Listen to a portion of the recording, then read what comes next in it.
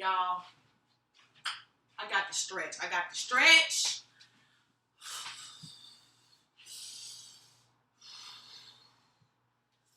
I got to stretch before I go in on Kanye West and Lil Wayne. Okay? Y'all, it's bad enough that President-elect Donald Trump is on his way to the White House. He's going to potentially change the entire makeup of the Supreme Court. It's bad enough that 1 out of every 2 Americans who had voted don't find anything wrong or don't find it to be a deal breaker that Donald Trump has very racist, sexist, misogynist views. Kanye West said,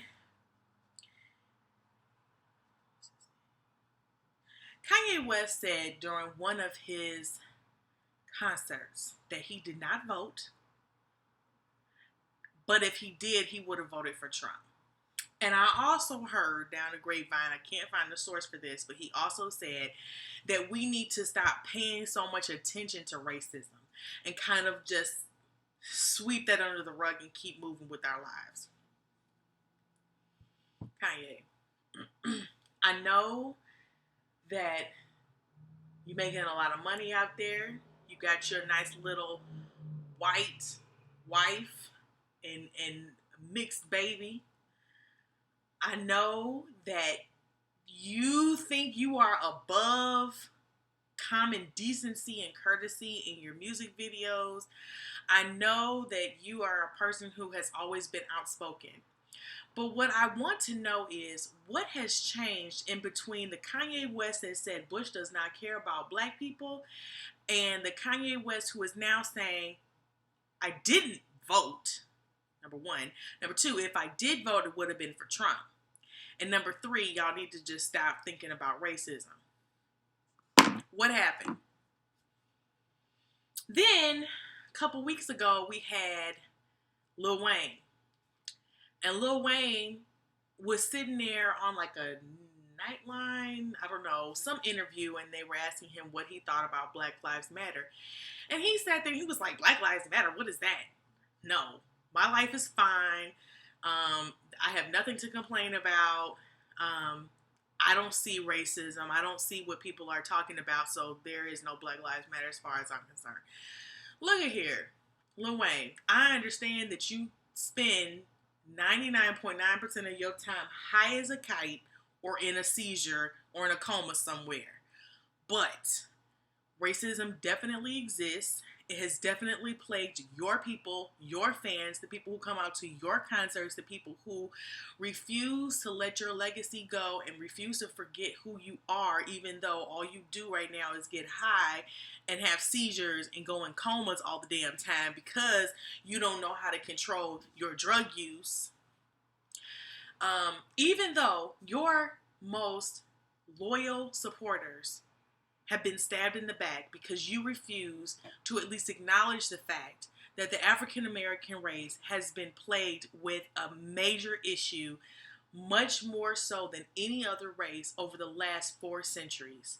For you to invalidate that is a big slap in the face to all your supporters, to your family, to the people who have fought for the right for you to even stand up and have an equal say in anything. Big slap in the face.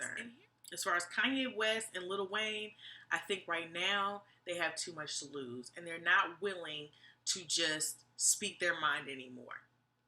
Kanye West has his own record label, okay?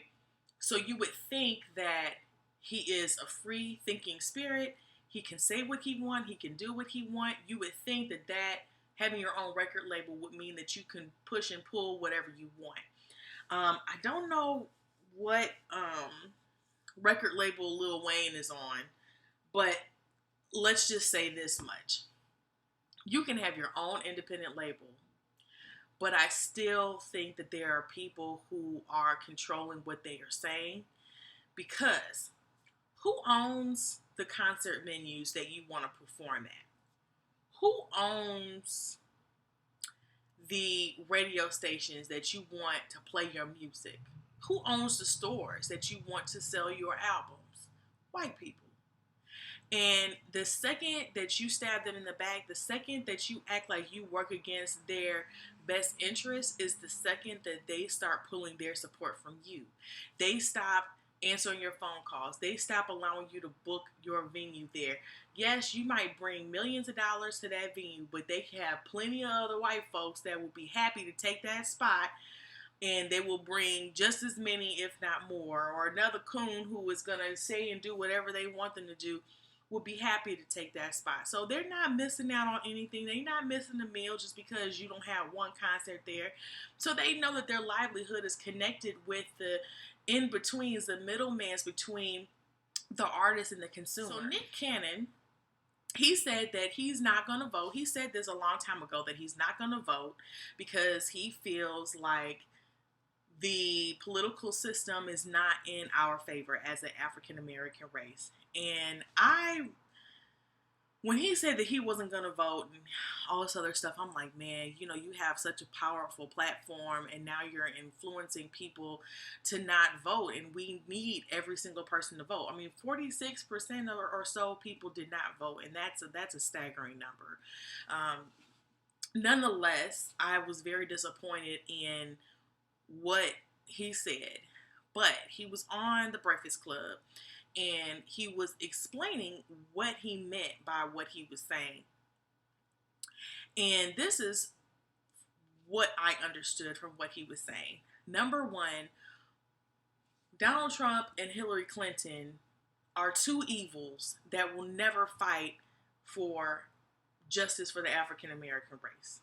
They will never fight for us to have equal rights. They will never have our back when it comes to Black Lives Matter, the criminal injustice system. They will never, ever advocate for our best interests as it pertains to public benefits and quality education and things like that. They will never do that.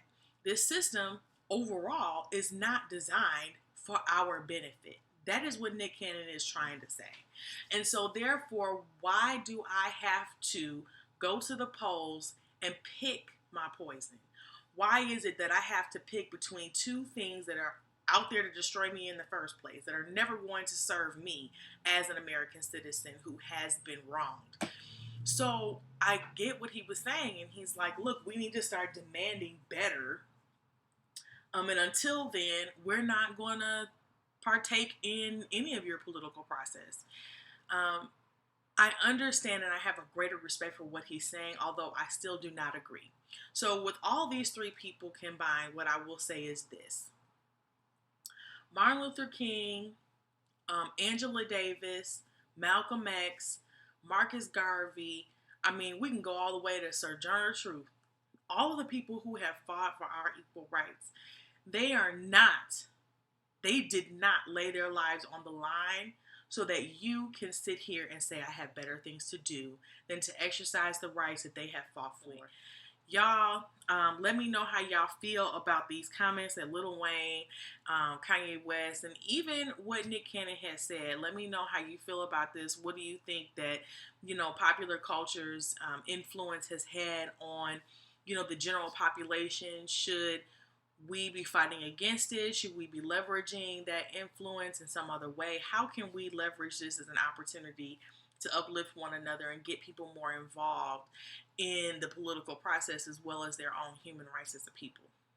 So I'm looking forward to your comments, y'all. Until next time.